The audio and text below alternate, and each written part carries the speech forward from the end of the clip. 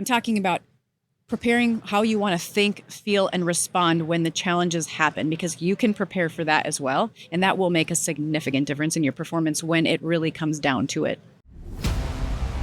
Welcome to Hangar X Studios, where former fighter pilot and host John Ramstead takes us on a journey across aerospace as it enters an historic period of innovation and transformation. Our guests include aviation experts, pilots, financiers, military leaders, and innovators of all types. Buckle up for another episode of Hangar X.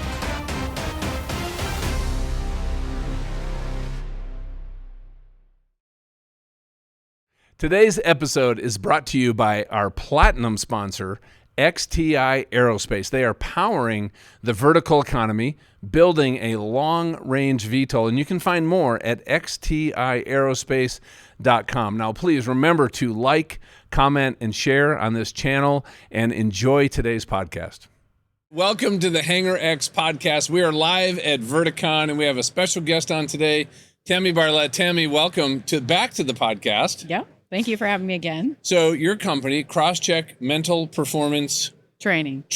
Yes. And we're going to talk about training. And so first of all, your background, total, I don't know if I can say this word on the podcast, but you are one bad mama jama, A-10 pilot, Reaper pilot in the Air Force. We had an incredible conversation about some of the things you did in that A-10. And then you understood, especially as a combat pilot and just being in such intense situations, just the element that mental performance, mental toughness comes into it, and I completely agree. And you know, we actually just had somebody on. We interviewed them from ARS. What does it stand for again? Rescue Systems. But they do specific training for helicopter rescue crews and hoist crews, like some of the most intense. What they found is that the training, it's the mental performance. It's situational training, because you can't prepare for everything when you're in extremis, can you? So it really falls back into how you think about it. Correct. And you're also here, you're at Verticon, you're exhibiting because you're also speaking. There's people that had you come in to talk about this. So let's do this first. Let's talk about what is the mental performance aspect of training and why is it so important, especially today, I think, is, things are getting more complex, even though we're trying to make them simpler with automation. But in my mind, some of it, though, almost makes us a little bit more complacent. Does that make sense? Yes. Because we're kind of relying on the automation, but then all of a sudden when that automation doesn't work, right, I have to fall back on training and my thinking to get out of a bad situation safely. True. So I'd love to hear your thoughts on why this became such a focus and passion for your life. Yeah, well, essentially what happened, I spent a lot of time instructing, and that's really where my heart is. And I learned that even though my job was stick and rudder instruction, that I couldn't really effectively train them, at least well, unless I could get their mind out of their own way. And so I did a lot of things where I was basically getting their head in the game, because the saying for my business is, because you can't just pull over on a cloud. And if you don't prepare mentally... Yeah, there's no training timeout when it's happening for real. No, there's not. And you have to be ready. And there's ways to train your mind. And I'm not just talking intellectually going through like steps and processes. I'm talking about preparing how you want to think, feel, and respond when the challenges happen, because you can prepare for that as well. And that will make a significant difference in your performance when it really comes down to it. Yeah, and you said you wanted to get their mind out of the way. Mm-hmm. What is that? What do you mean by that? So like things like a lot of it has to do with where are their thoughts? Are they in the past thinking about some mistake they just made, or in the future worrying about something that's about to happen? Because you need to be in the moment. I mean, obviously flying, there's a little bit of plan ahead you have to do, but generally speaking, you need to be in the moment when you're flying. And how do you get your mind there? So it's important that they're aware of their thoughts. And it does things like increase focus, decrease anxiety, increase confidence, which all inherently increase safety. Now, I can see how that is incredibly relevant during an emergency, right? There's a fire, my engine quits, I just lost all hydraulic pressure. How does this apply, though, to the normal routines of and phases of flight? Well, it applies to well beyond even aviation, but things like perfectionism. I mean, people are constantly trying to do things perfectly, which is actually battling against you. So when you're just flying a normal flight and you didn't do something as well as you wanted to, it pulls some of your brain power, and now you're thinking about that instead of focusing on what you need to be doing right now. So it might not be an emergency. It might be someone who's trying to perform at a certain level who's not getting there. I mean, it's things like getting over failures. And how do you deal with that failure? It comes from the debrief, right? But if you're not debriefing, if you're not having the right perspective about learning about from the failure, and how do you do that? Because what I find is a lot of instructors will say, you got to get over failure. You got to get over your mistakes. You got to do all these things, but the instructors don't say how. So I teach the how. How do you do that? Okay, yeah, and let's talk about the how, because in the military, after every mission, we train like we fight, and we fight like we train. There should be no difference. Correct. And in the debrief, there's no rank, because you're talking about everything you did good, that you didn't do good, because we all have to learn, because lives are dependent on it. Right. What is that culture that happens in a military debrief that you're also kind of helping bring into regular aviation so people can learn better that how? Right. Well, it's important that you debrief all the time. First of all, because you want to make it a culture of how you do things. If you don't debrief all the time and you only debrief when there's a problem, then it has a negative kind of like feeling to it. You don't want it to. It feels like criticism versus growth. Yeah. You want to look at it as like, how can we learn something? And if everything went really well, you still want to debrief that, because you need to know, was that luck? Or do we actually do something that was successful we need to keep doing? And then when you have a debrief that's something negative, it's already kind of how the culture is, and you're like, oh, well, it's just an error that we're going to learn from, and we're going to move on. If you don't do it regularly, then it feels very icky. Yeah, that's a good point. Now, you talked about you're bringing the how to this. What is the how?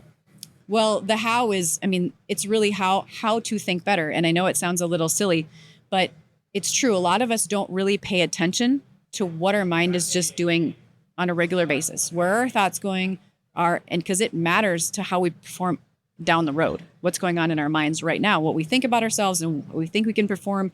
And it's really important that we pay attention to that. And there's tons of tiny little things that I teach. I have a 4-week course. It's a lot of little things that you change over time that can make a significant difference. So when someone recently took my class, she called me at the end of it and she said, I was waiting for the magic.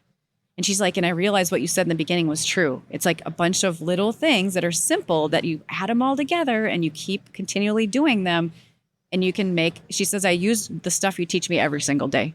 Oh, I love that. So over 4 weeks, if I was your student, what are some of the principles or pillars that you go through? Yeah. So we start talking a basic kind of mindset and what is it and why does it matter? And then we go into confidence and how is confidence built and what are some myths about confidence and how can you build it and that kind of thing. And we also talk about anxiety and how you can get over anxiety. We get into perfectionism and failure. Then we have a bunch of tools, like different tools, like whether it's journaling or I have this thing called a recage technique where it teaches you how to refocus. And a lot of people use it while they're flying. And inside the course, there's a course not for aviators and there's one for aviators specifically that has, study techniques that are for pilots. There's a lot of things thrown in there and then like, how do you perform better? And in the end, the last week is kind of a wrap up of how do you put this into your flying life? How do you implement it into your days? Like I've had a lot of students say that they've added it into their like pre-flight checklist. They do like a mental reset, like let go of what just happened. And I know, again, sounds very simple, but just the process of doing it and making sure you do it every time can make a difference in how you perform when you get out there and you get up in the air. Well, you got to think about that. All of us have had a bad day. We didn't handle an emergency procedure well, or we had a couple bad landings when it was windy and gusty, and all of a sudden you almost have this anxiety or trepidation about going back up again. And I've seen some people where that's built to the point where they actually quit. I've seen people actually turn in their wings. Qualified naval aviators landing on the boat got so into their head, they had to quit. Yeah. So, somebody maybe who's maybe had a bad day or a series of bad days, like what's something practical that helped them kind of break out? I'd love to. Yeah. Yeah. So I think it's really important that how we frame our failures. So you can frame your failure as, is it going to define you or is it going to inform you? So I always like to tell this story. I call it the tale of two tail strikes. Okay. I interviewed two pilots before I created my course. And I said, hey, what's the worst thing you've ever done? Student A says, oh, I had a tail strike. It was awful. I'm such a bad pilot. I probably shouldn't even be flying. And like on and on and on and on and on. And was soaked up in that. And that verbal muck reinforces it in your brain too. Oh yeah, it's crazy. And then the other pilot, this pilot said, oh, well, I had a tail strike. I learned that when X, Y happens, so I don't do X anymore. And so pilot A defined themselves by this error, where pilot B learned from it. If you can't have a failure that you walk away from saying, I learned blah, it's an absolute failure. If you can walk away and say you learned something, it's no longer a failure. It's just information for you to move forward on how to do it better next time. Yeah, no, I love that. I remember, something I've used, it was actually taught to me by a mental performance coach who was working with my son for baseball. And he said comparison is the biggest performance killer. Because think about that first tail strike person is like, well, everybody's better than me. I shouldn't have done that, right? I'm comparing myself to other pilots. Now, the other mindset, though, is a learning mindset. And what he taught my son to do, whether it was his worst outing or ever, and I've used this in my own life, is ask yourself two simple questions. Number one is, hey, what did you do well? Yeah, you had a tail strike, but is there anything else you did well in the flight? Yeah. And what did you learn? And the most important thing is to go to somebody who's a coach like yourself or to your instructor and say, here's what I think I learned, but can you help me get better in this? Because now you're just looking at it was an outcome that helps me get gooder. I want to get gooder, right? Yeah. I find there's a lot of perfectionists in aviation, and it's just so detrimental. And I like to say that there's no perfect flight. And when I was briefing my students, so the only difference between you and me is how many mistakes you make and how big they are. I make them too. And we have to just simply learn from our mistakes. You can't just, go, oh, well, I suck. You're talking about your son and what can you learn?